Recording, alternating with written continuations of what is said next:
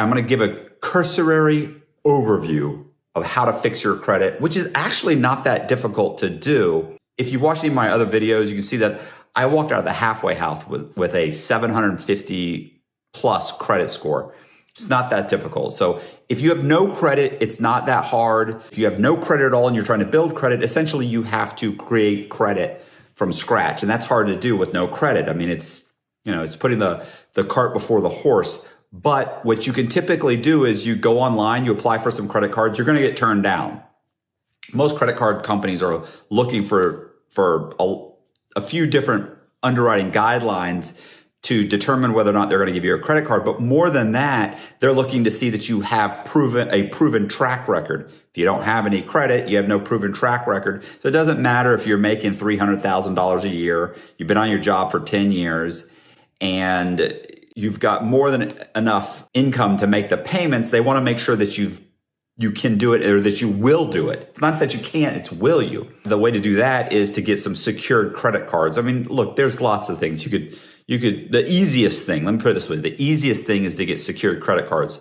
Now, look, you could always go to a car dealership and put down 20% and show them your pay stubs and then basically get a car loan. But look, if you're just trying to build credit so that you don't end up with a 22% interest rate, you want to go ahead and get secured credit cards. And what a secured credit card is, when, let's say you apply for credit with Bank of America, you go to Bank of America and online and you apply for one of their credit cards, they're going to turn you down because you have no credit. So, but they are going to offer you a secured credit card, which you have to put down a minimum of, I believe it's $200 or $300.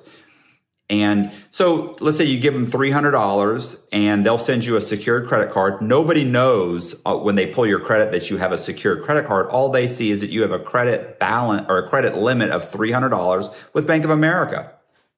That's all they know. What you're looking to do is get at a minimum 3 trade lines. You don't want 50 trade lines. You want like 3 or 4 trade lines. It's a decent credit profile to have 3 trade lines. You don't want to have less than that. Go to Bank of America and get a secured credit card for $300. You can apply to Capital One, get one for $300. You can go to I think it's Citigroup or Citibank, get one for, there's several out there. First Premier Bank, I think, has one.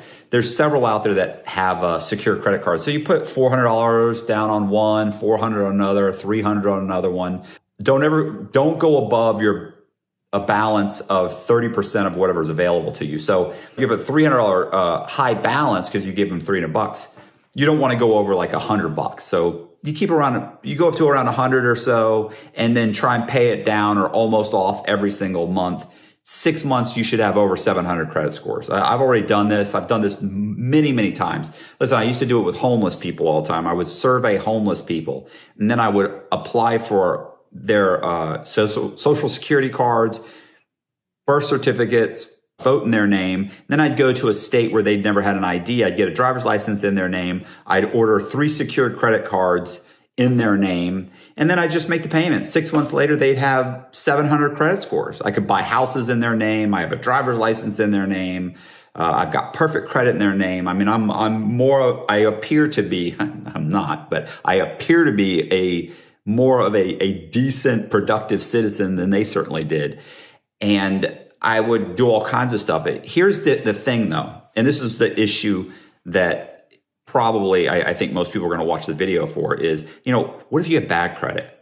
I taught at Coleman, I taught the real estate class at Coleman Federal Prison. I was in federal prison, by the way, if nobody knows. I just got out about less than 2 years ago. While I was in federal prison, I taught the real estate class. I owned a mortgage company. So one of the things I did was I also taught a class or two on credit repair. And there was actually a credit repair course, which I also taught. So guys would say, hey, can you help me with my credit? And I'd say, sure. Luckily in prison, you don't have too many guys in there that have, major problems. What we would do is some guy would come up and they'd say, hey, Matt, I got a problem with my credit. And we'd order their free annual credit report, which is also a pain because you got to do it all through the mail. Eventually, they end up with getting their credit report, and which anybody can do. You can write to the credit reporting agencies. There's three of them, three major ones. You can write letters to them and they'll send you a free annual credit report. It doesn't have your credit score on it. You have to pay for that. And we'd get their credit report and we'd see what was on it. And a lot of these guys would have like phone bills, because you have to understand they would get yanked up. Like the FBI comes in and they arrest you, or the Secret Service or whoever, they come and arrest you. They don't give you a chance to pay off your electric bill, or that's the least of your concern. You know, your car payment to your Mercedes or Ford, Mustang or whatever. That's the last thing you're concerned about if you just got arrested on some indictment. So these guys, all their credit goes bad almost immediately. And what we would do is, this is horrible. What we would do is we would first, of course, you dispute it. First, we would send off a letter saying, this is not something I recognize. It's not my car. It's not my cell phone bill. And sometimes they just take it right off. It wouldn't matter if it was a $20,000 repo or a $400 cell phone bill, but sometimes they just remove both of them and it wouldn't matter. Other times they would remove a $20,000 or $30,000 repo on your car, and then they would argue with you about a $500 electric bill or a cell bill, or there was no rhyme or reason. And I think part of that is because you have to imagine that the people that are actually working at the credit bureaus, these are people making, a little bit more than maybe minimum wage or whatever. The point is that, if they don't remove it, then you come back and you have to say, hey, listen, you send another letter saying, okay, well, you're saying this is me. I don't recognize this. I want proof that this is me. There's just no way this could possibly be me. And we would mail these letters off and they'd come back. Sometimes they have 14 days to come back. Now, if they didn't come back within 14 days of giving you proof that it's you, that it's actually you, and that would mean a copy of the application, a copy of the check, a copy of your driver's license, copy of a application that you filled out and signed, that sort of thing. And you have to understand that this is the credit bureau. They're having to track this down. They have to then turn around and go to the collection agency, and the collection agency has to send in this stuff. It's a whole lot of stuff to do for a $400 electric bill, and a lot of times they won't do it. So after 14 days, you write a letter back saying, listen, I requested this on this day. You haven't responded. I want it taken off my credit. They have 14 days to respond to you to say, okay, we took it off your credit. That's it. Now, if they don't, you can threaten them, but there's an agency you can then threaten to, I'm going to go ahead, I'm going to contact them and tell them, look, they're going to take it off. But let's say they don't take it off. Now, if they didn't take it off when I was in prison, here's what we would do. We'd file an identity theft report and get a response showing we'd filed the identity theft report. Then we would go to the counselor and get the counselor to write a letter saying, how long have I been incarcerated? And the counselor would write this letter from the bureau saying, hey, this person has been incarcerated for, for 5 years. Well, of course, if all the bad credit was just after he'd been arrested. So roughly 5 years ago is also, he got arrested, and then all of a sudden he's got all this bad credit. And that makes sense. So what we would do is we'd change the letter. I would have the guys change the letter. And we would change the letter to say that the guy had been arrested for 10 years. And then we would take the report that says it was a stolen identity and it's been reported, and we'd show the letters, and then we'd show the letter from the counselor and write a letter to the credit bureau and say, look, I was arrested 10 years ago, as you can see per this letter. And 5 years ago, someone stole my identity and used my credit. And now I have all this bad stuff on my credit. And I just found out about it, and I filed a report saying that my identity was stolen 5 years ago. Now, of course, nobody's looking into it. Law enforcement's not looking into your credit being stolen, because basically if you're an inmate, law enforcement doesn't care what happens to you. So they're not looking into anything. Secondly, nobody at the credit bureau who's making minimum wage is calling your counselor. And your counselor's not going to give them any information anyway if the counselor even answers the phone, which they're not going to. Point is, those letters right there would wipe everything off your credit. And that would be great. Now, obviously, you can't do that. And I wouldn't suggest you do that because clearly that's illegal. Well, I don't know if it's illegal. Honestly, I'm not sure what even applies to an inmate that we did anything illegal because we're inmates and hell, inmates stab and kill each other and the Bureau gives them shots. Like you can stab another inmate. You can beat another inmate to a pulp, stab him, and you end up with like 90 days in the shoe. You obviously can't do the counselor thing. Hey, I'm in prison. This wasn't me. I couldn't have done these things. I've been in prison for 10 years. You can't do that out here right, on the street. What you can do, though, is you can go through the whole process of writing these letters to the credit bureaus. Look, it takes time. Okay, it doesn't even have to be a form letter. You don't even have to put in the form letter like you have all these guys who, oh, you have to say under statute this and under this. And you don't need all that. You just have to write the letter. They have to abide by that. They don't expect you to know all this. But here's the thing. Everything you do, it's 14 days.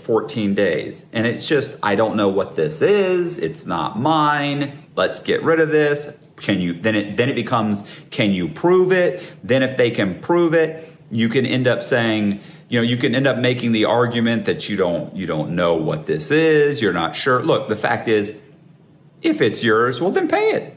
Say it's, oh yeah, I did yeah, you know what, that is mine. I feel bad about that. Let me go ahead and pay it. Now, or you can, well, anyway, let's move aside. We're assuming this is not yours.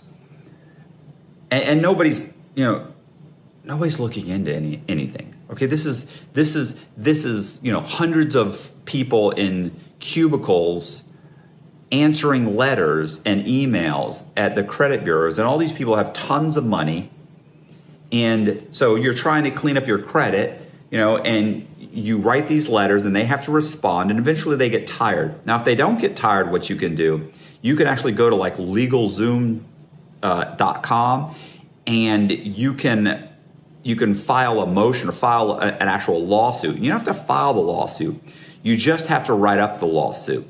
So all you have to do is go through and answer the questions that you're trying to sue the credit bureau, whatever, Equifax or Experian or TransUnion, whichever one it is who won't respond, or all three of them. You fill out the form for each one. You fill out a lawsuit, a federal lawsuit, not a state lawsuit, but you're going to file a federal lawsuit. You're never going to file it. So don't think, oh, I don't want to file a lawsuit. You're not filing the lawsuit. You're filling out paperwork saying you're going to file the lawsuit, but you're not going to. You fill out the paper. Listen, lawyers do this all the time. You fill out a basic lawsuit. It's going to be, it's going to be 7 or 8 pages at most. It might be 4 pages.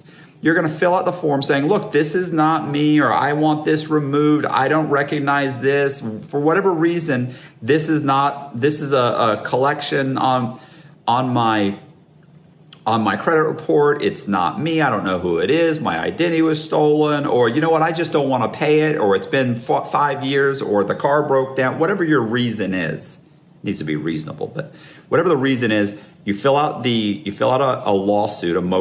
You're going to file a motion in federal court, and you make a copy of it. And look, it doesn't have to be eloquent, okay? The people that are reading these things aren't eloquent, okay? Nobody cares. They just don't want, it becomes a pain. You just want to be a pain to them. So then you make a copy of it and you mail it to them with a letter saying, look, if this isn't removed, I'm filing this in federal court. They'll go ahead and they'll just remove it because they're like, do we really want to fight to keep a $11,000 collection that's 6 years old or 5 years old or 2 years old or, whatever it is? I guess after 7 years it falls off. But so a 6-year-old collection for 11 grand, do we want to keep this on his credit? Do we want to spend 30 grand or 20 grand defending a lawsuit against this guy? He's already written up the motion. He just has to file it. And he's serious. He hasn't gone away. And that's the whole thing. It's like most things. It's wearing them down. Eventually, they will remove it from your credit, and you'd be shocked what I've gotten removed off people's credit. Now, granted, I haven't always done it the right way. The point is, look, 14 days, 14 days, 14, you just hammer them. And don't get discouraged. Don't see something that's like, oh, it's a $40,000 collection. What am I going to do? It doesn't matter. I've seen them fight harder for a $400 cell phone bill than for a $25,000 repo. So there's no rhyme or reason. You may end up getting the one minimum wage employee that works at Equifax that decides he's gonna make this right. I know it's this guy owes the money, and I'm gonna make sure we're not taking it off his credit report. What are you doing, bro? Look, you don't even have to worry about that because the turnover is so high, he won't be there in 3 months. Just hammer away. And it doesn't matter. Eventually, when you send in that lawsuit and he has to go to a supervisor, look, they're talking about filing a lawsuit. The supervisor is going to say, how much time have you wasted on this? Take it off. For the first time in the last 5 or 10, last 10 or 15, 10, 20, 30, 40 years, in the last 10 years, as far as the credit bureaus are concerned, everything is shifted into your favor, into the consumer's favor. Listen, 20 years ago, it was almost impossible to get them to take stuff off. Sometimes they'd take it off and then put it back on 6 months later. It was horrible. Now they're taking stuff off left and right because they know they're bullies. And things have shifted. Hey, this is Matt Cox. I'm putting out a credit course. I'm going to create this course in order to help you legally build your credit so that you can have as much borrowing capacity as is legally possible. If you're interested in the course, go to the description box, click on the link, put in your email address. You will be sent 2 letters. These are letters that I've personally used to help get rid of collections on people's credit, and you will also be notified when the course comes out. Today's video is going to be about Stefan and a video that I watched of his, actually watched a few months ago. And I remember it was a really good video. It was a video about credit and about building credit and getting to, I think he had gotten to an 800 credit score. He broke the basic credit factors down into their percentages and really did a great job on explaining how the credit score system works. He starts the video off by explaining that he had just gotten over an 800 credit score, which in most people's opinion is a perfect score. I've actually seen people with higher credit scores than 800. Of course, I also own a mortgage company, so I saw lots and lots of credit. The reason I wanted to do a video talking about credit and the credit scoring system is because how fascinated I was by the amount of research that Graham had gone into to put his video together. And the thing is my experience in credit is vastly different than Graham's for a variety of reasons. But let me go ahead and explain why. Graham obviously got credit at an early age and started building his credit, and said something like he'd been building it for 9 years and he'd gotten very close to getting an 800 credit score. He got to like 799 at one point. And I thought, wow, this guy's been working on this for a long time. And he's also, utilizing his credit. So, when you're using your credit periodically and you're opening cards and closing cards, or I guess in his case, he's basically been opening cards. So when you're opening cards and you're buying cars and paying them off, it's hard to really build that credit history and get that high score. And he's done everything right. I thought it would be interesting to do a video that showed the difference in my experience with credit and Graham's experience with credit and building credit, let's say. So let me give you a little bit of background on me, if you don't know. I owned a mortgage company for 5 or 6 years. And obviously, I worked as a mortgage broker for roughly a year or so before I opened my own brokerage business. And I'm going to give you the quick version. Quick version is I was a mortgage broker for about a year or so. And when you become a mortgage broker, it really depends on the lender, obviously, or the bank or whoever you work for. If you work for a bank, you're basically a loan officer. You don't have to be licensed or a lender. But I worked for a brokerage business called Eagle Lending initially. I worked for that company, then I opened my own company. But at Eagle was very hands-on. You basically underwrote the files before you sent them to underwriting. You processed most of your own stuff. Most loan officers don't do that. And you pulled your own credit. You looked at the credit. Most loan officers don't look at their own at these guys' credit. It's all done through a system. But at that point, and in most brokerage businesses now, you pull the credit, you see the person's credit. So I got very good at learning how to read people's credit.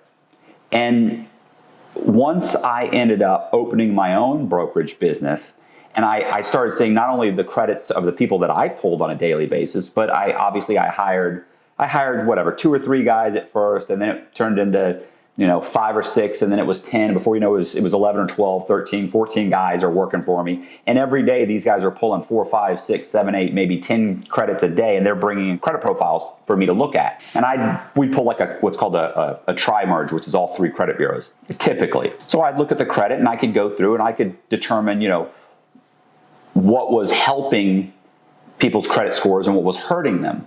At that point, this was 20 years ago. This was 20 years ago. There was no real, was this 20? Maybe it's not been, yeah, this was about a little over 20 years ago. There was not as much known about the credit scoring system as there is now. Now you can very quickly, you can break it apart. Back then it was still kind of a trade secret. But I very quickly realized how to build people's credit, how to figure out what was hurting them. Sometimes somebody comes in and you say, hey, look, you got to pay off these 2 credit cards and come back in 2 months. Your credit score will shoot up. And one of the things I started doing, which Graham actually talks about in this video that he has, is he talks about what's called piggybacking. So I started somebody would come in and maybe they're 20 points off from getting a loan. I would add them to one of my credit cards. And then my credit history would report on their credit history and they would boost their scores because I had perfect credit. So here's what I'm getting at is eventually I ended up getting in trouble. I was placed on federal probation. I was buying and selling houses, and essentially I ended up, I think the charge started off as like basically lying on an application or something. And I think I ended up pleading guilty to like wire fraud or something. It's funny that the charge I pled to was like wire fraud against the United States, which makes no sense at all, but I don't know, that's what I pled to. It had really nothing to do with my charge. That charge, my first charge. Trust me, there have been lots of charges. I ended up losing the mortgage company and I ended up starting a much larger scam.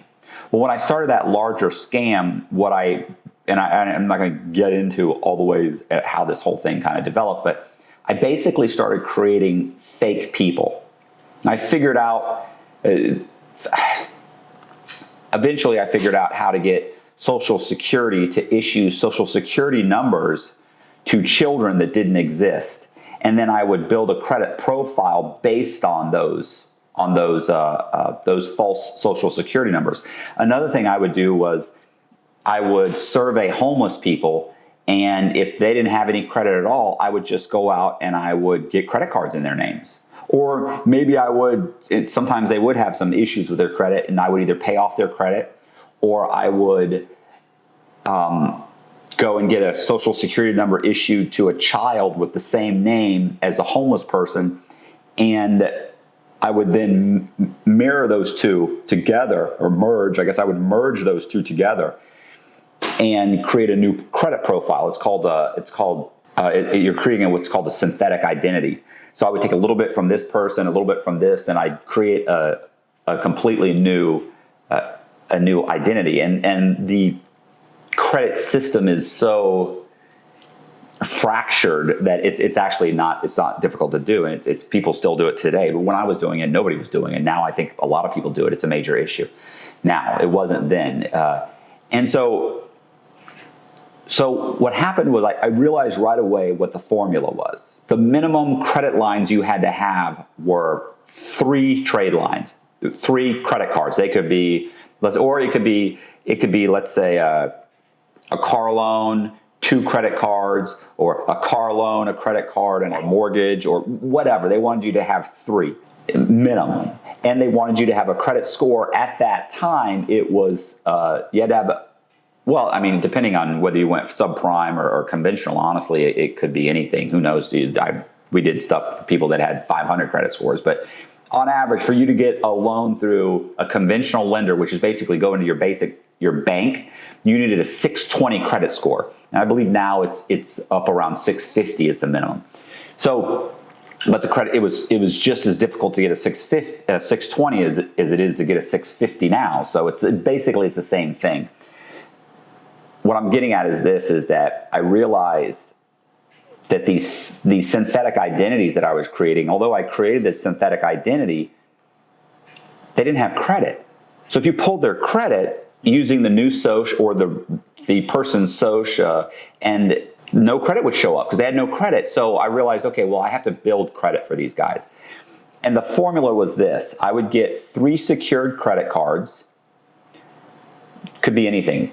$500, $400, $600. I put the security for the credit card. I'm not sure if you know how a secured credit card works. It's not a debit card. It's not a prepaid debit card. They're not like a regular, well, they are like a regular credit card, but you're actually putting up the money. You're giving the bank $500 and they're giving you a credit card worth $500, and they're actually giving you a credit line. It's not actually, that money's not coming out of your $500. That's what's called a prepaid debit card. Those don't report to your credit. So you want a secured credit card. So what I would do is I would get 3 secured credit cards, maybe for $300, $500, $400. So I get 3 different ones from 3 different banks, Bank of America, Chase, whoever, First Premier. They pretty much give anybody a credit card. So I would get those credit cards and I would make the payments and keep them almost virtually paid off completely. And I would just make the payments for 6 months. Well, in 6 months, these guys would have 700 credit scores. They'd have like a 690, 710, 705. I mean, it was out of the gate. But you had to make 6 months payments on time, which is what I did. Well, obviously, I built those credit histories, and I didn't build 1 or 2. I built dozens. So I had dozens of these guys, and I was doing different things with them, mostly dealing with real estate, but there were other things I was doing where it was building up the credit and then getting a bunch of personal loans and or credit, or upping the applying for department store cards and major credit cards, and I would just get a whole bunch of credit and then run it up and then make a couple payments and stop paying.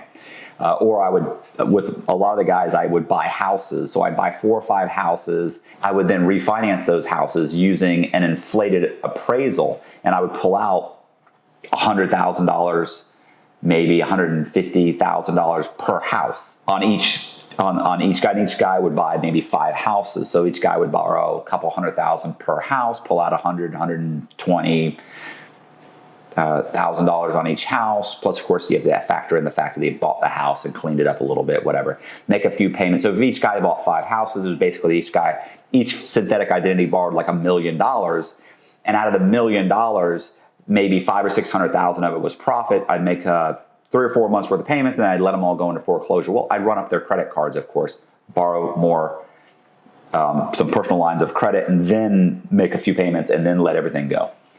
Whatever, 600,000. That's like that comes like $500,000 or $600,000 in profit per synthetic identity. I think in Tampa, I did that to the tune of, I think the FBI said it's like $11.5 million is what I think they said. And they said different things. They said 15 million. They said 12 million. They said 25 million one time. I mean, it's ridiculous, but it ended up being like 11.5 million is what I borrowed. So in Tampa, because there's multiple jurisdictions that I had issues with. The point is that I did this, and I did this for a couple years, and I ran this real estate scam. But what I did was, it was a lot to do with the credit and creating a perfect credit for these borrowers, which, really, when I say perfect credit, I mean minimum. Like, I didn't get 10 credit cards. I didn't need 10 credit cards. It wasn't about the money. It was about the credit score. So with that said, here's what happened. Obviously, I took off on the run at some point. I got chased by the FBI, Secret Service, and eventually they end up catching me. I go to prison. Obviously, I remember it was like every other week I was getting served with different lawsuits where I was being sued for foreclosures. I mean, they're suing Matthew Cox as James, James Red, Matthew Cox. They're listing all these different things, and all these different title companies were suing me for foreclosures, or because I owed this title company $300,000 and this one $500,000 and this one $1 million. I mean, it was just left and right. Bank of America, I think I actually got hit with an enhancement for Bank of America because the government said that I had borrowed, or I guess I'd caused more than it's like 1.2 or 1.3, something like that, over $1 million worth of loss to Bank of America. It was the same thing with Countrywide. I got hit with an enhancement for Countrywide because it was the same thing. And then Bank of America owned Countrywide. We tried to argue that it was, it was a double jeopardy. They were hitting me for the same enhancement twice, and it didn't matter. Listen, nothing was going my way. Fast forward 12 and a half years. So 12 and a half years later, I get out of federal prison. I go to the halfway house. And the nice thing about getting out after 12 and a half years, not that there's a lot of nice things. Well, one, getting out, that's always a plus. I know plenty of people that aren't getting out. So, but the nice thing about getting out is that I had no credit. The first thing I did was I tried to pull my credit. I tried to go to a free annual credit report, which Graham talks about in the video, how, you can get a annual free credit report. Well, I couldn't. I couldn't get it because all of these security questions that they asked me, I didn't know the answers to, because there was no credit. They were coming up with these questions that you couldn't answer because there was nothing. The questions were just random, but none of them connected to my actual credit report because my credit report was non-existent. So I couldn't answer the questions because they were, I don't even know where they were getting the questions because they had nothing to go off of. So I could never get my free annual credit report. Instead, what I did was I actually while I was in the halfway house, I went and applied for an auto loan and had them pull my credit. Because it was actually a time when I thought, well, this is nuts. Like, I thought maybe someone stole, like, the questions they were asking, they just had nothing to do with me. They were like, have you ever lived at which of these addresses? Well, none of them. None of them. Who have you ever had a mortgage with? And it'd list it. And I was like, none of those have I ever had a mortgage with. Who's your car loan with? None of them. I mean, nothing matched. So I ended up going and applying for an auto loan just so that they would pull my credit so I could determine whether or not I even had credit or whether someone had used my credit. Well, it turns out that I had zero credit at all. The guy gave me a copy of the credit report, which I was thrilled with. I then turned around while I was in the halfway house and I ordered 3 secured credit cards. I ordered one credit card with, was it City? Who do I have credit cards with? I don't know who I have credit. Yeah. Citibank. So I got one with Citibank. I have one with Wells Fargo, and I have a credit card with Capital One. So I got 3 credit cards. I actually, it's funny because I actually first went to Bank of America to open a bank account while I was in the halfway house. Denied. Would not. They opened the account and then they closed it a couple weeks later. I applied for a secured credit card with Bank of America and they said no. Bank of America is so upset with me, they won't even take my cash because obviously I still owe them a few million. And of course they bought Countrywide, so I owe a couple million to Bank of America. Anyway, the point is that they wouldn't even give me a secured credit card. But the halfway house had an arrangement with Wells Fargo. So I went to Wells Fargo and I opened up a checking account and I opened up a secured credit card and then I opened up 2 more secured credit cards. And I just, one was for like $400 and one was like 700 or 800, and one was, I forget. It's funny because I opened up one credit card for, let's say, $800. I then used that $800 to write myself a check for $400 so I could open up the other credit card. I then opened up another credit card for $400 using that money. And then over the course of about 2 months, I paid all of those off. So it was really the same $800 got me $1,600 worth of credit. Well, security for the credit. I'm going to try and wrap this up. Well, what's interesting is that, and this is why I like the juxtaposition between myself and Graham Stefan. You know, he's got like an 801 credit score. Well, after 6 months, I walked out of the halfway house, and just before I left the halfway house, I pulled my credit. Actually, my Wells Fargo, is it Wells Fargo? Is it Wells Fargo that has it? Just before I left the halfway house, I pulled my credit score, which is my FICO score, through Wells Fargo, because Wells Fargo offers a service where every month you can get your FICO score. So I got my FICO score, and my FICO score when I walked out of the halfway house was like a 740, was it 745, I think, and my credit right now, I was going to wait a month to do this because I know it'll be a little bit higher in a month, but that was that a year ago? Yeah, that was roughly a little bit over a year ago. Well, so it took me 6 months to get a 740-ish credit score, and I guess it's been about a year since then. So right now I have I think I have a 749. What do I have now? You know what do I have? As of October 27th, which I guess it's a month. I could pull it again now. I had a 749. So I'm going to throw that up there. And I have a 749 as of right now. So 6 months after I left the halfway house, each card basically matured, and each one of those credit cards returned the security. So Citigroup sent me $400 back.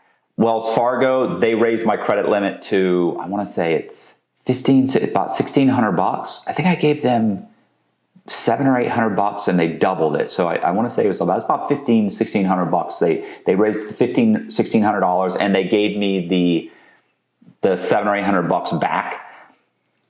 Capital One, same thing. They sent me my money back and raised my credit limit. You know, I don't put anything on the cards. Graham goes over all of this, by the way. He really breaks down like what factors into your credit score. What I was saying was it's comical to me how he comes at everything from one avenue, which is, of course, completely analytical. He's reading all the papers, and he's looking things up, and he's doing the research, and he's this. And the way I came to the same conclusions that he came to was, you know, boots on the ground, surveying people, pulling credit, seeing credit every single day, me allowing people to piggyback off my credit and watching people's credit scores jump up, or me just getting synthetic identities and then getting them 3 or 4 different credit cards and then making the payments until, boom, their credit scores shot up through the roof. Or because for the first 6 months, you're not going to get any credit scores. You go get 3 secured credit cards, you can have no credit at all, make all the payments for 5 months, and in 5 months, you don't have any credit scores. At 6 months, that's when you get credit scores. Graham's absolutely right. You basically need to keep almost no balances at all on your credit. So you pay them off every single month. In 6 months, bam, you're going to have 700 and some odd credit scores. I mean, I had my first, it was in the 740s, and that was the first month reported on my credit. And I only had 3 credit cards that had only reported for 6 months. I had virtually no history at all. Very little history. Still had about a 740 something credit score. I mean, it's not much higher now. It's slowly going to go up. Graham in his video, he breaks down all the factors that go into your credit score, like paying on time makes up like 35%. Credit utilization is like 30%. Length of credit history is 15%. which I have no credit history. I have very little credit. At this point, I've got 18 months worth of credit history. Yet I still have a pretty solid credit score. I mean, basically a 750 is a decent credit score, especially for someone who just got out of prison. Your total lines of credit is, I think it's like 10% of your credit score, and then like the last 10% of your credit score is made up of hard inquiries. And hard inquiries, that's actually hurting me because I have hard inquiries for applying for credit cards just to establish my credit history, or just to try and, one, of course, checking my credit to see if I even had any credit or what was showing up. And then the other hard inquiries were for applying for the credit cards. And the second hard inquiries were for my auto loan, which I got an auto loan about 5 months ago. I have one more payment to make, and then I'm going to be able to refinance it because I had to take an interest rate of like, I forget what my interest rate is, like 7 or 8%. And because I had so little credit, I couldn't get the like 1.5% interest rate that they were offering because I had no credit history. They were like, and I remember too, the finance woman was like, it's funny. She's like, you've got really pretty good scores. She was like, I don't understand. You barely have any credit. I was like, but once I make another payment, that'll be 6 months worth of history, and I can refinance my car loan at a much better interest rate, probably 1 or 2%. What's great about credit is, it's horrible to use credit for the sake of credit. It's better to use your credit cards, obviously, as convenience. You never want to, I never carry any balances on my credit cards. I think out of all 3 of my credit cards right now, and all of the limits have been raised at this point, my available credit is probably $2,000 or $3,000, which is not huge. But listen, I just got out of prison. I mean, on my Wells Fargo card, I think I owe $34. I love these apps, by the way. Like, this is like magic. Like, they didn't have anything like this when I went into prison. And it's a little thumbprint. I just touch it with my thumb. Comes right up. So what do I owe? Oh, no. Look at that. I owe $65.60. I owe $65.60 on my Wells Fargo credit card. And I have a minimum payment of $0 due on the 12th. I mean, that's amazing. Is it Citigroup or Citibank? I don't know. It's Citi Card, whatever. I don't owe anything on my Citi Card. And Capital One, I owe, nice, $0. I do owe $22,000 on my auto loan, which, isn't great. All right. So, yeah, I never carry any balances, very, very little balances. Like, I'll pay that $65 off right now. The great thing about having good credit and why it's so important, and I'm sure, I know everybody knows this, and I haven't been able to utilize my credit because everything I do has to go through the probation office. They have to okay everything I do. And so I'll be able to build my credit over the course of the next few years. And then at some point in the future, I'll be able to use my credit. And I'm lucky that when I walked out of prison, I had no credit. I remember I taught the real estate class, and one of my classes I actually taught was on credit and how to build your credit. And I remember one of the things a lot of these guys would say was, they would say, well, yeah, but I got outstanding bills. Because, I mean, a lot of these guys, they get arrested and the cops come and grab them, and maybe they had perfect credit, but the cops grab them and the last thing on their mind is, wow, I better pay off that $3,000 I owe Visa. They're not thinking that. They've got their cell phones all go bad. I mean, by the time they get out of prison 3, 4, 5 years later, if they're lucky, it's 7 or 8 years later. Well, if it's obviously they don't go to prison if they're lucky. But if they're lucky, all of their credit has fallen off. All the negative credit has fallen off. And they get out with a clean slate like I did.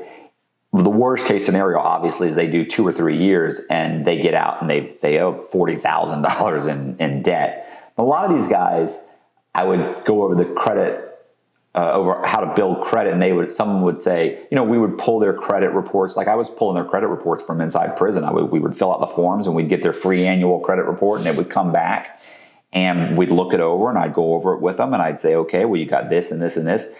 And, sometimes it'd be $300 for some cell phone bill and $150 to Home Depot. Or, they were like just trying to build their credit, or maybe they'd have something would be on there. And remember, I would always tell them, look, go get the secured credit cards, use the secured credit cards to then pay off this debt and then make the payments on the credit cards. Because the most important thing is to get the credit cards, get the debt paid off and the credit cards started so that you're building that history and that payment history. And I had a lot of guys, we rebuilt their credit while we were incarcerated. Paid off the stuff. Obviously you can, it's so easy to get stuff. Well, not easy. It's not easy, but it's time consuming, but it's a matter of just filling out paperwork. You can get stuff taken off your credit, and there's all kinds of guys that would do that in prison too. They would clean guys' credit histories up while they were incarcerated, and then they'd walk out and they'd have clean credit, and they'd immediately build up their credit. I mean, I'm really lucky that I have experience doing this. I was lucky that I was able to walk out the door and rebuild my credit so quickly. And I'm not, even the credit cards that I have they're not stellar credit cards, but it doesn't really matter because I don't have anything on them. They're doing exactly what they were designed to do, which is to help me reestablish my credit. And that's the most important thing, because at some point I'll be off supervised release, federal probation. I'll be off probation, and I'll need that credit. He understood intimately what it took to qualify for a loan. Cox took out $3.7 million in mortgages, ensnared at least 10 different lenders. Using nearly a dozen stolen identities, he was the mortgage industry's worst nightmare. Welcome to the dark side of the housing boom and an unprecedented wave of fraud. Bloomberg Businessweek. ID theft poster child. He assumed nearly 50 identities. He was a master at obtaining driver's licenses, credit cards, and bank statements in other people's names. The Atlanta Journal-Constitution. They used stolen identities to obtain licenses, purchase vehicles, lease mail drops, rent apartments, and open accounts to receive proceeds from their schemes in Georgia, Florida, Alabama, South Carolina, and North Carolina. The Associated Press. Hey, my name's Matt Cox, and I am releasing a credit repair and a credit building course. It's called Conman Credit Secrets. We're going to have open enrollment for 5 days in order to gauge how much interest is in the course. And we're going to be closing it after 5 days.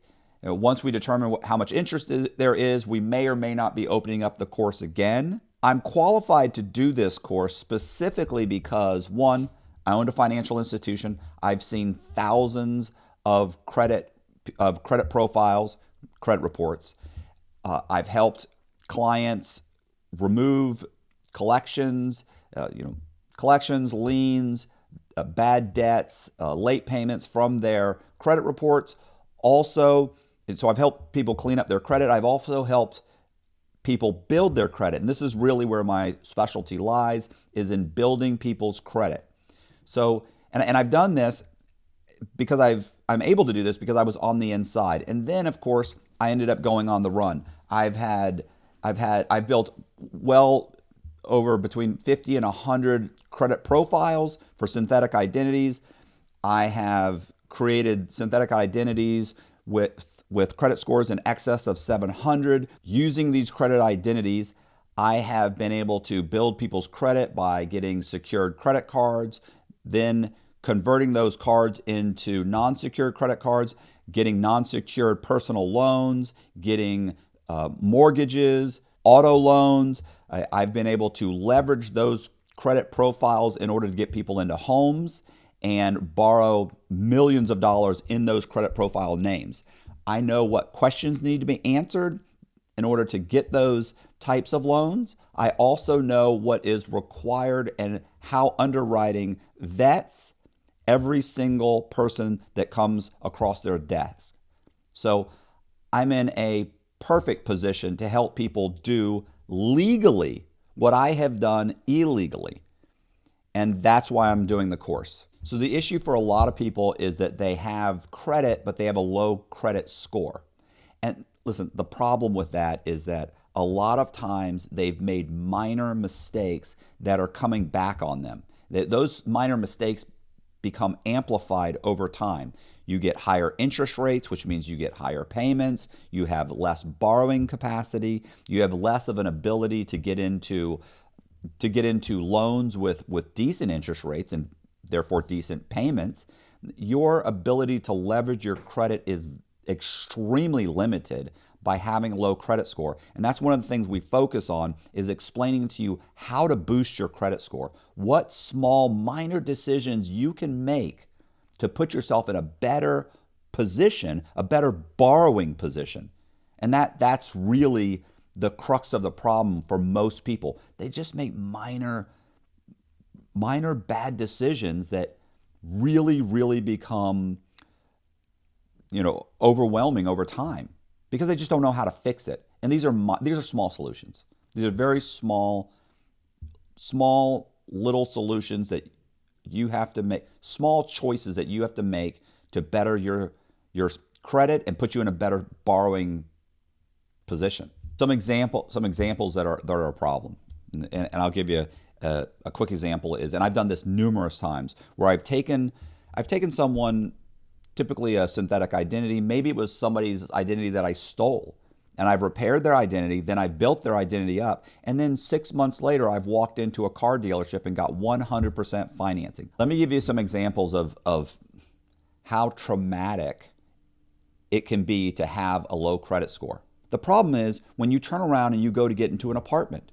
You go to get into an apartment and your lease payment is going to be $2,000 a month, and let's say your security deposit is going to be $1,500 a month. But guess what? You got a 590 credit score. So do they let you put up a security deposit of $1,500? No, they want you to double the security deposit. So now it's $3,000. Well, if money isn't abundant, you may not have $3,000. So you don't get into that apartment complex, or maybe your credit score is so low you don't even get the offer of being able to put up double the security deposit. They look at you and they go, "Listen, I'm sorry, we don't rent to anybody that doesn't have a 650 plus credit score." Period. Doesn't matter that you can say, "Hey, I lived at my current apartment for 3 years. I've never been late." It doesn't matter. You've got a 590 credit score. We need over a 650. You don't have it. You probably don't have it because you made some minor decisions. Even if you didn't have the money to make your payments, there's ways to make your payments just so you keep your credit score high. You didn't take those steps. Now you're in a bad spot. Or here's another one. Let's say you go to let's say you go to a Ford dealership. They try and put you through their finance company. They pull your credit. Maybe you've made all your payments, but for some reason your credit score is like a 605. Maybe it's a 590, 605, right around the 600 range. And you look at it and you're like, "I don't understand. I've never been late on my credit cards." The problem is maybe you have high balances. Maybe you've pulled your credit multiple times in the last few months and your credit score dropped dramatically. You don't even know what happened. You don't feel like you've made any major decisions. You feel like you've been making your payments on time. What's the problem? You don't know, but here's the problem. When you walk into that dealership and you apply for that vehicle that you can afford, guess what happens? They say, "Oh yeah, you have to put down 20%. So you're trying to buy a $30,000 automobile and they want you to put down $6,000. You don't have it. You don't have $6,000 sitting in the bank to put down 20%. And it's really only because you made a few bad decisions, one or two minor decisions, that had you made the correct decisions 3 months earlier, 2 months earlier, you'd probably have gotten 100% financing at a better interest rate. The problem is people will be in a position where they have to put down 20% on their vehicle, end up getting a 14% interest rate, and they'll have a payment of $700 a month.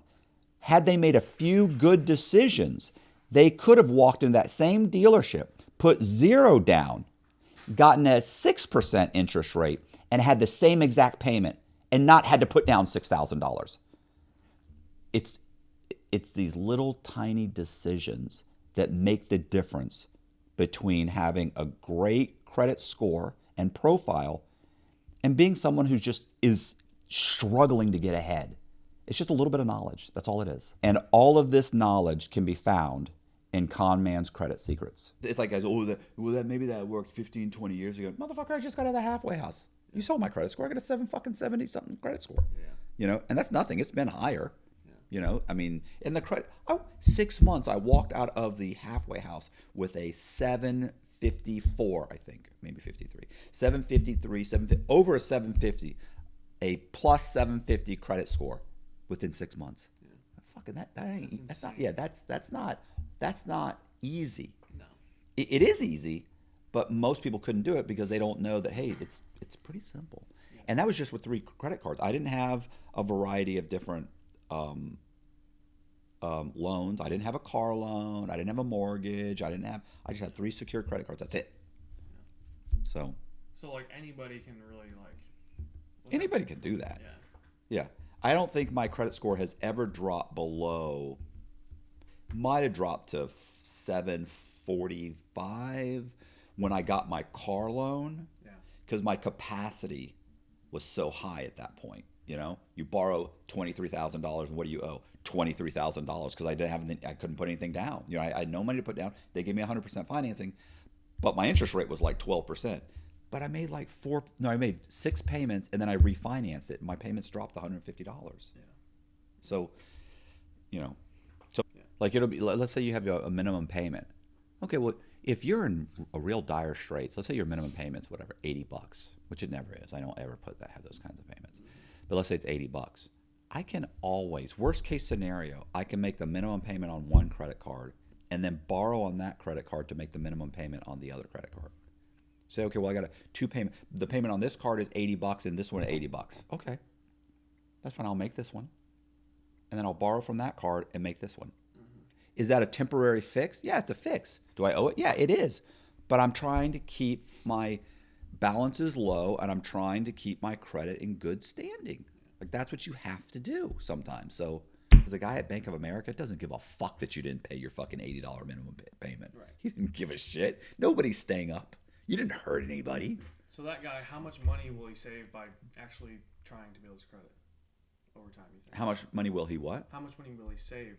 Oh, got hundreds of thousands of dollars. Imagine the difference between somebody who's got perfect A-rated credit and somebody who's got C-rated credit. That guy who's got C-rated credit is going to a buy here, pay here lot. He's putting down a chunk of money. He's buying the car. Most likely your down payment pays for what they actually paid for that vehicle for. So if it's $9,000, they probably bought that car at auction for $3,000. So you're giving them $3,000 down, you owe them $6,000. Your interest rate is probably 28%. The maximum they can charge is probably like 28%. You're going to make those fucking payments for the next 5 years. But really, they're thinking, we're just going to take this car back in 6 months or a year and resell it. The truth is, you're going to pay so much more than the guy that's got perfect credit that can walk in and get a brand new car. You're basically paying the same amount. That $9,000, you're really paying this. You're going to end up paying the same amount as the guy that buys a brand new car for $35,000. Right. The course costs $299, and it's absolutely worth it. And let me give you one example of why you want to take the course. And this is the difference between having AAA credit or C and D credit, all right? Which is basically why you want to have plus 750 credit scores, or do you want to have below 650 scores? Let's say 600 scores. The economic impact on your life is huge. And I'm going to give you one example. Let's say that you're trying to finance a vehicle. Now, typically, if you have C and D credit, you have to put down 20%.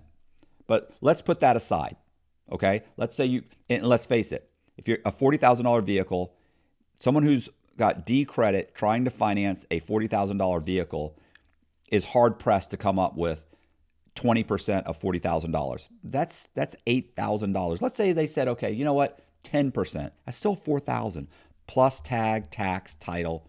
Listen, so we're not going to get into all that. That has its own set of problems. Let's just say you're trying to finance a $40,000 vehicle and you have D credit or even C credit.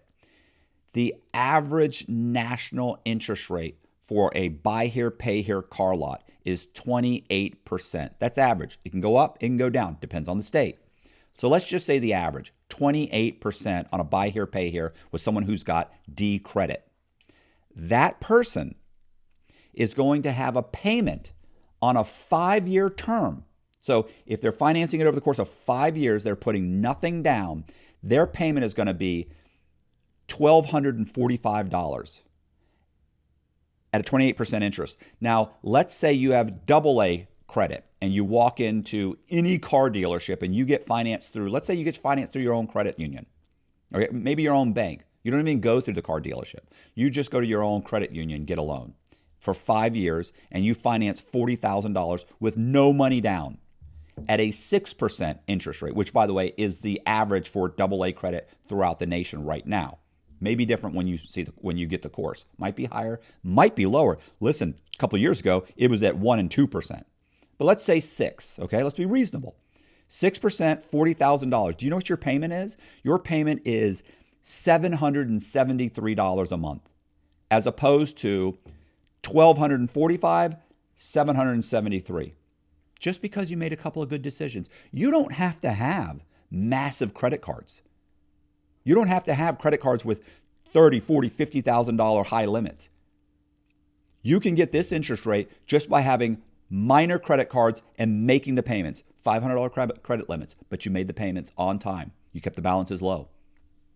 And we're going to get into all of that in the course. But let me tell you the real difference here is this. The difference is the savings is that if you finance that vehicle at 28% interest, over the course of those 5 years, you will pay in $74,725 on a vehicle that you bought at a buy here, pay here lot. If you have AA credit, you get a brand new car. It's got a full warranty, bumper to bumper for 5 years, and you buy that vehicle. Guess what? You only spend $46,400. So the CD borrower ends up spending $34,725 just to finance his vehicle. That's what the cost is on top of the $40,000 he borrowed. The AA borrower only spends $6,400 to finance the same amount of money, and he's got a brand new vehicle. Let me explain one more thing, and this is where it really hits you, where you think, okay, well, yeah, that's a lot. No, that's nothing, because the average person finances, it's like 6 point whatever, but let's round down to 6. The average person finances 6 vehicles in their lifetime. That's average. Maybe you finance more. If you're buying cars at a buy here, pay here lot, you're probably financing a lot more vehicles. So let's say 6 vehicles though, on average. On average, you're going to spend $208,350 over the course of your life financing those vehicles. But the AA borrower is going to spend $38,400.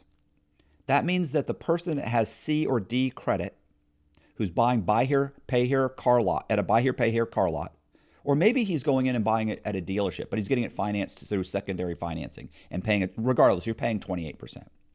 The difference between paying a 28% interest rate and a 6% interest rate, over the course of your life, you're spending over $170,000.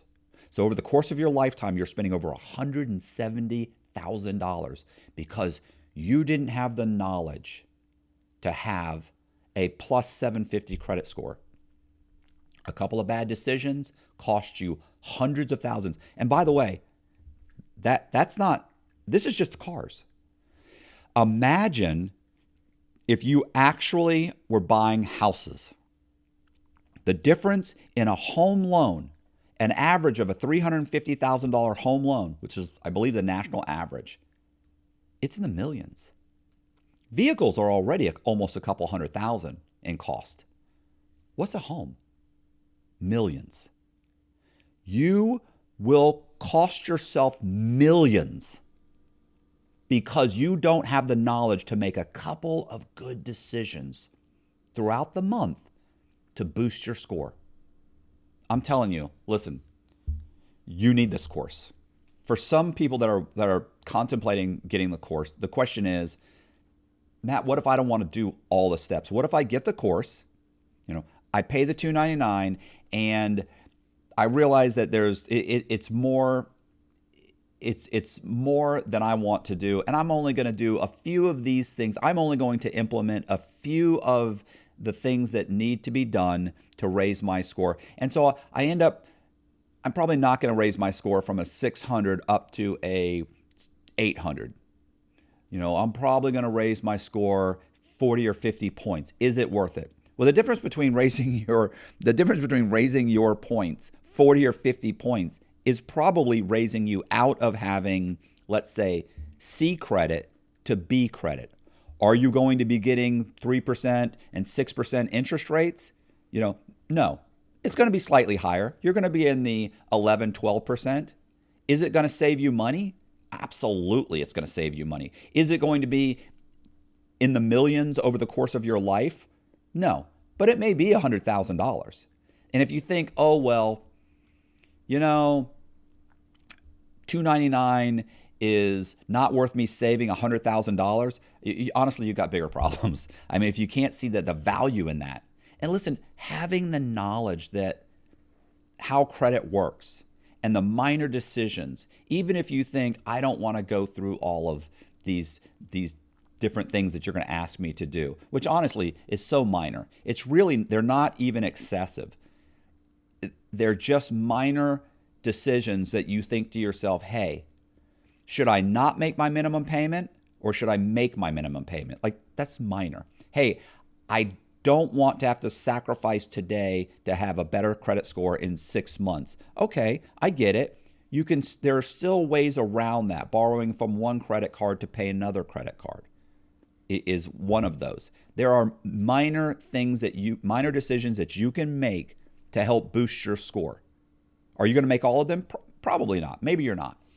But you're going to make enough that's going to make a difference in your life. And maybe over the course of your life, you'll start to implement these changes and go back and watch the course again.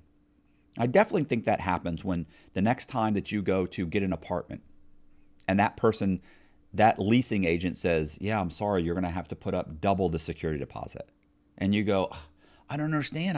I make my payments. You might think, you know what? Maybe I need to watch that course again. And you have access to the course. You know what?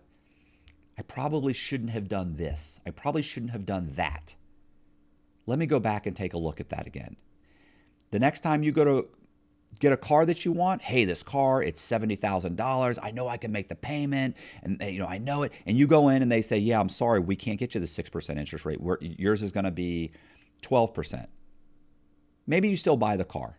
I don't suggest you buy the car. I suggest you wait 6 months and make a couple of changes and go back and get the 6%.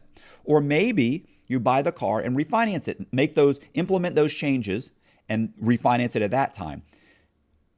The great thing about the course is that you have access to go back and make those corrections throughout your life, because all of this is forever. They're not making any changes. They haven't made any changes in 30 or 40 years. The changes they're making are minor, and typically they're always in the consumer's best interest. So it's absolutely 100% worth it to get the course. How hard is it to implement the steps that are laid out in the course? It's not difficult. There's nothing in the course that any average American citizen can do. Okay? Everything is laid out very simply. These are simple steps. They're not difficult.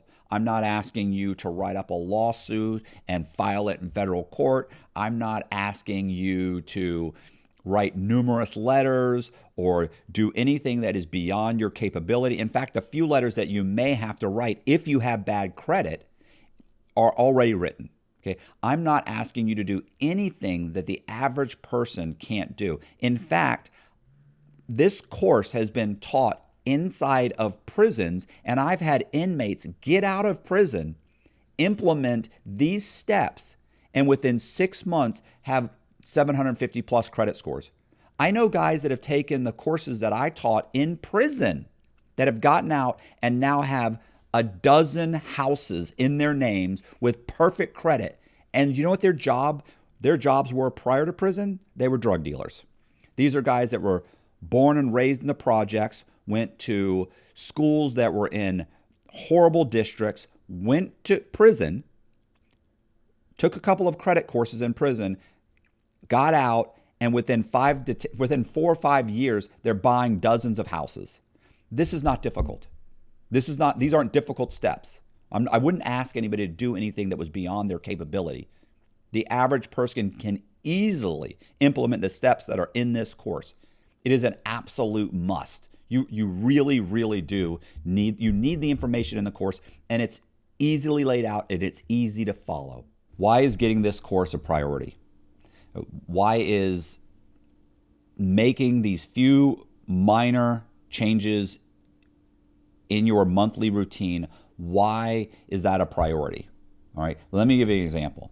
You've got, let's say, Sally. Sally is a school teacher.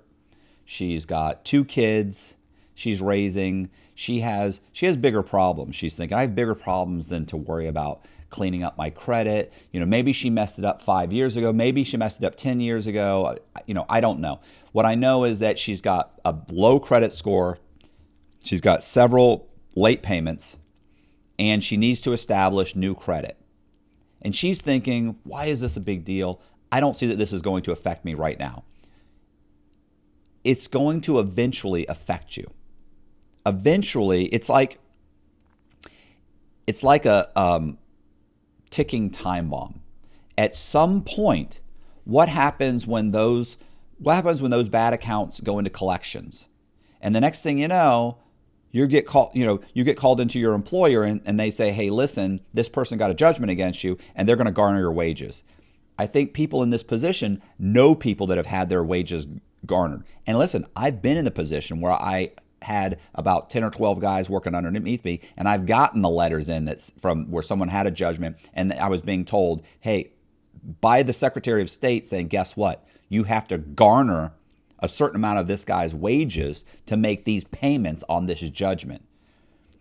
Look, you don't want to let it get to that point. You can do a few minor things to clean up your credit. You can save yourself hundreds of thousands, if not $1 million within a lifetime. It doesn't seem like a priority right now, but these are minor decisions that you need to make now for your future. And now is the time to make those decisions. It should be a priority. These aren't difficult steps. Make those decisions now, and in the future, it will come back to you tenfold. Again, the course is only open for 5 days. Click the link in the description and sign up for the course. Who's a good fit for this course? This is a perfect course for a person who has, let's say, no credit. All right? You definitely need this course. It's going to go in depth into building your credit from scratch. And I know many, many times I've been contacted by people that have said, hey, I don't understand. I've applied for several credit cards. I can't seem to get a credit card. How do I even start my credit? We go into how you can start your credit, build your credit as quickly as possible. You can get over 750 credit scores in 6 months, and you can be moving up the credit score ladder to 800 after that. And these are simple steps, okay? So you can do that even if you have no credit. If you have bad credit, and I mean severely bad credit, multiple collections, you're also a perfect person for the course, because we go into how to basically scrub your credit report of those collections, those late payments, and it takes time, but we go over how to go about doing that. And let's face it, you have time. If you don't start now, it'll never happen. So you have to start now. The next person is, let's say you say, oh, you know what, my credit's okay. Well, the difference is if you can boost your credit from being in a B range to an A or a AA range, it's the difference between getting interest rates of 12% to 18% and getting them at 6%. It's worth it. It's worth to take the course, to implement those steps that we go through. You're a perfect person for this course. Now, listen, if you're trying to get up to 700, also, you're going to learn something in this course that's going to make you realize I'm making some mistakes here. I need to do this. I need to make a few subtle changes to boost me up over 750. And I'm going to be honest with you. If you're already over 750, maybe you're perfect. Maybe you don't. Maybe you're the person that doesn't need this course. For $299 though, you may learn something. Maybe you're saying, hey, you know what, Matt, I've got a 3% interest rate on my vehicle. I have a 5.5% interest rate on my home. Everything's good. Okay, well, maybe you want to start a small business. Maybe you want to leverage some of your credit to buy and sell houses. And right now you're saying, I don't really know how to do that. I don't know really how to leverage my credit so that I can do something like trade in the stock market. How can I go to a trading firm and get them to give me $50,000 or $100,000 in order to buy and trade stocks? Well, if you're already at 750, but you want to get to the 800s where those types of things are possible, this is the course. It's definitely worth it. It should be a priority, and I think that everybody can benefit from this course. And now, let's say you've gone through the course. You've got plus 750 credit scores. What does that mean? Now, let me give you an example. I got out of prison when I get out of prison. Got out of prison in late 2019. I walked out of the halfway house, and I get into this later, but I walked out of the halfway house with over a 750 credit score. And let me give you an example of what that feels like or what that means. The other day, now I've established my credit several years ago. The other day, I needed to buy a car. I called my credit union. Listen, we're going to talk about credit unions. Credit unions are great. You have to establish an account with a credit union. So I call my credit union and I said, listen, I need to buy a car. They said, how much do you want? I said, $35,000. They said, okay, hold on a second, Mr. Cox. I answered a few questions. Where do you currently work? They saw how much money I have in the bank. By the way, I have very little money in my credit union. I opened a savings account. I have $400 or $500 in that account. But I've established it. All you need to do is establish yourself in the credit union. Okay, so they say, give us a few minutes. They come back 3 or 4 minutes later. The person on the line comes back and says, okay, we've approved you up to $35,000. By the way, if I told them $60,000, I would have gotten $60,000. I only needed $35,000 to buy this specific vehicle. They said, we've approved you for $35,000. I said, okay. They said, you can finance up to 125% of the vehicle's value, which means that if the vehicle costs $20,000, they'll let me finance 25% more than the $20,000. So 25% more than that's $5,000 extra. So they're saying, Mr. Cox, you can buy the vehicle, you can finance the tax, tag, title, any negative equity in the vehicle that you're trading in can also be financed into this vehicle. You can also finance any extended warranties, any additional, you want a $1,200 radio put in, we'll finance that too. So over 25% over the value of the vehicle. I end up financing the vehicle. I think in the end I ended up getting something. It was like a used vehicle. It was like a $25,000 vehicle, $26,000 I think I financed. My payment on that vehicle, by the way, my interest rate was about, I think it's like 8%. And by the way, rates are high. So I got like an 8% interest rate on my vehicle. My payment is less than $400 a month. So it's $400, less than $400 a month at around 7.5% to 8% interest rate, 5-year term, no money down. So the woman, the customer service person tells me that, and then she says, oh, by the way, the underwriter wanted to let you know you've been approved for a $20,000 credit card.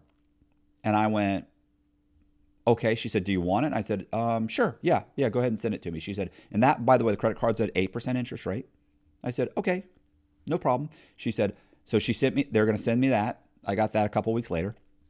But what happened was, while I was telling her where to mail the card, she said, I realized, I said, you know what I should do?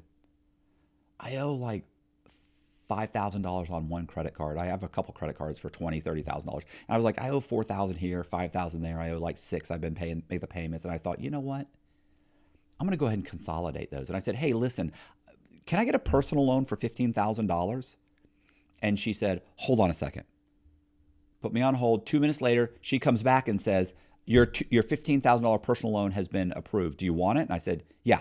She said, okay, I'm going to email you a couple of documents for you to sign, and and if you get them back to me today, we'll have the money in your account by tomorrow. The next day, I had $15,000 in my bank account in the credit union. I had 2 weeks later, I got my credit card. I don't know why it took 2 weeks, but whatever. I got my $20,000 credit card. A couple of days later, I walked into the dealership and I got that car that I financed for, I don't know what it was, $25,000, $26,000. They never asked me for a pay stub. They never asked me for a W-2. They didn't make one phone call to an employer. They didn't do anything other than talk to me on the phone and pull my credit. Now, it was a hard credit pull, but I don't think it harmed me any since I haven't had my credit pulled in months. So that's one minor thing. The one thing that was great about that is at no time did I think I wasn't going to get everything I asked for. Not once did I think, gosh, I wonder if they'll approve me. I was just wondering what's the interest rate going to be, and on a whim I said, oh, give me an extra 15 grand. So it's a great feeling. It's a feeling of confidence that I've been making the right decisions since I got out of prison, by the way. Since I got out of prison, I've made the right decisions, and I have a borrowing capacity in the hundreds of thousands of dollars right now. I don't take it. I'm not in a position to do anything with that right now, but I will soon.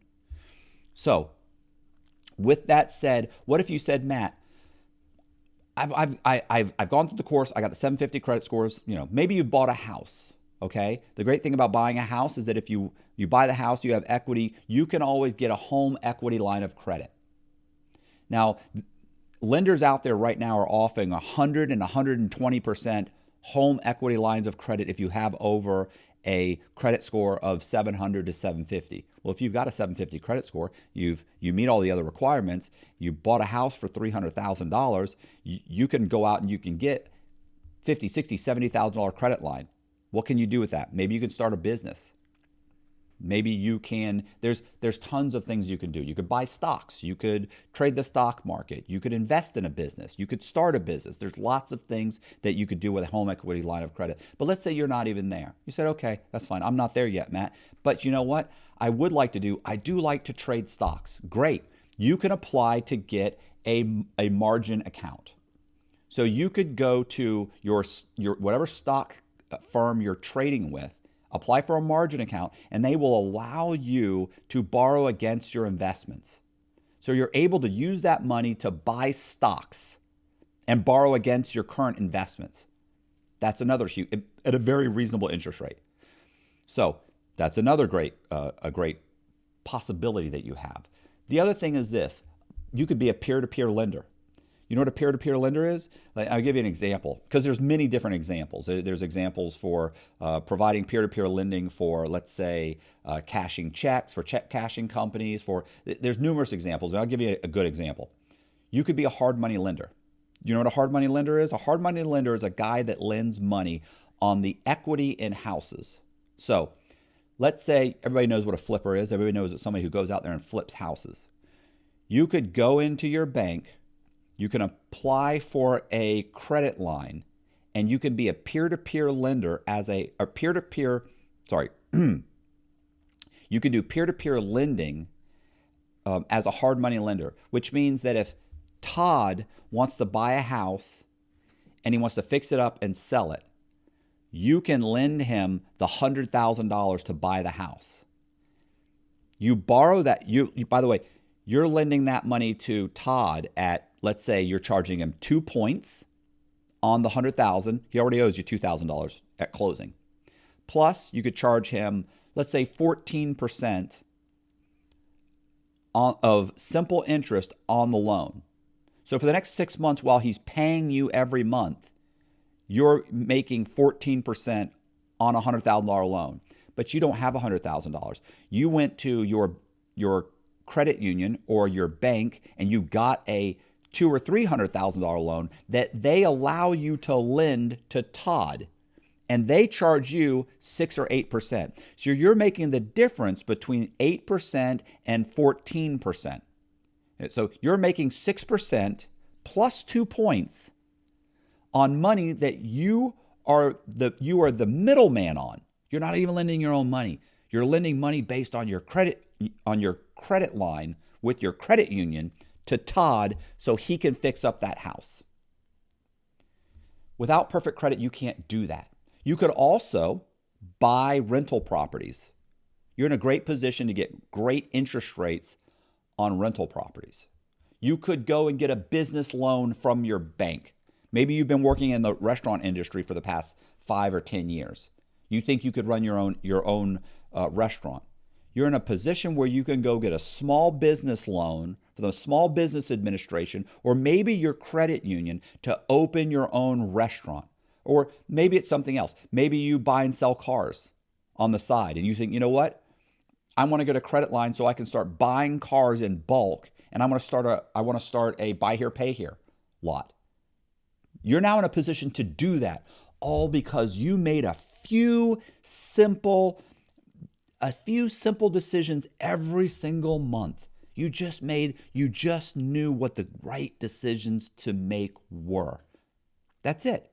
These aren't huge decisions. They're just making the right decisions to put yourself in a position where you can be successful in life. And you'll save millions and maybe make millions by making those small decisions. That's why you're buying the course. That's why this course is a huge benefit to you. So if you buy the course and implement the changes to your life within the course, your life is going to change in an amazing way. Guys, click the link below, buy the course. It's only open for 5 days. We don't know if it's going to open again. We need to know your level of commitment now. Make the right decision and sign up.